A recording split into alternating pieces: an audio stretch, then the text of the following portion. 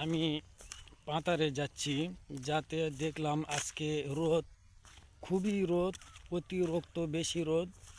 জানি না আজকে রোদের ডিগ্রি কতটি যাচ্ছে, কত সেন্সিয়াস যাচ্ছে, আমি এটা বলতে পারবো না।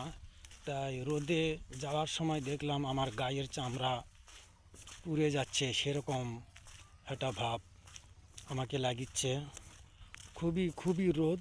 এই রোদেতে কৃষক কিভাবে কাজ করিচ্ছে জানি না। পাতারে তারা ধান খেত লিরাচ্ছে।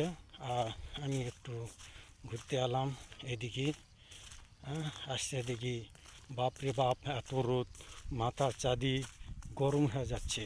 হা হায়, এত রোদ! এই রোদের উপর ভেতর দিয়া কৃষক কীভাবে জমির কাজ করিচ্ছে, এটা আমার অসম্ভব। আমি তো কোনো দিন পারবই না এই জমির ক্ষেত নিড়ানোর জন্য।